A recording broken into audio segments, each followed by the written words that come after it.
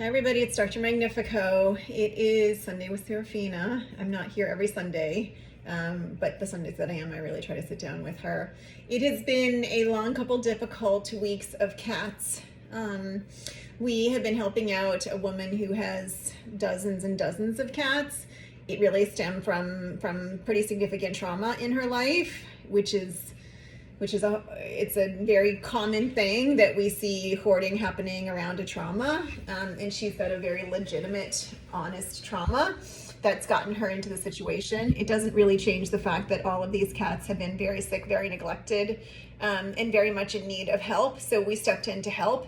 It's been a really sticky road. A lot of taking step backs, taking a deep breath, asking myself if I can really continue to do this, and then asking myself if the staff is strong enough to keep doing this, and then if we can find all these guys homes. We've had great success in finding them homes, but it hasn't changed the fact that it's really been an emotional roller coaster with a lot of layers. Part of the difficulty for me is that this person has the financial means.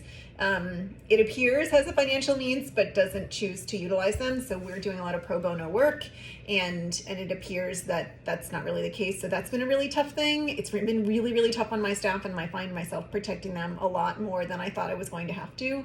So there's one thing when you're dealing with all of these animals who need you, and that's been the common theme. All of these animals really need us, and we can really help, and we have been helping, but there's a lot of emotional trauma along the way. Like, these cats are so sick that we're worried about they're gonna die. These cats potentially have rabies, and I have to protect the staff, and I have to, worry about finding them a home and what safety parameters are around that. So a lot of layers. Emotionally, it's been exhausting. Financially, it's been a little difficult. I will say that I have been really lucky. People have stepped forward in incredible capacity, helping out with the financial aspects. Charlie's care was all taken care of. Most of the hoarding cats are coming out of the Good Samaritan Fund, and thankfully we have the resources in there to do it. But it's really been a lot, and I have to ask myself and keep reminding myself if I'm strong enough to do this, and if I will do it again the next time. And I hope that I have yes to those two questions. On top of that, I've got a dog who's going through chemo.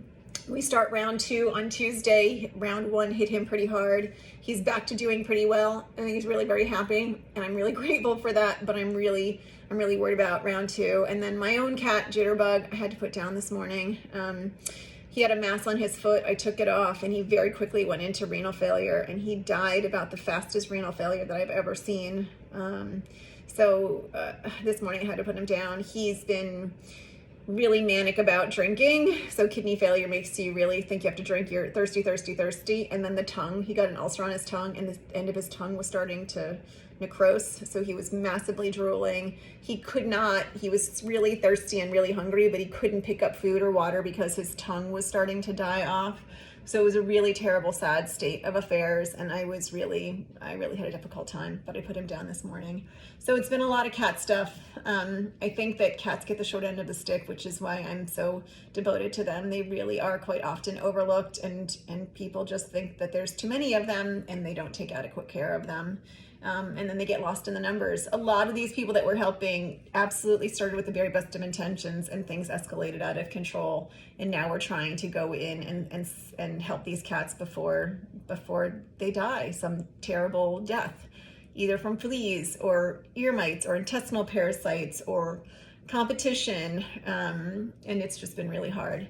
I really want to say thank you to all those people who've been supportive and sharing posts, financial contributions, coming in and volunteering and fostering, and then adopting. Big kudos to the adopters.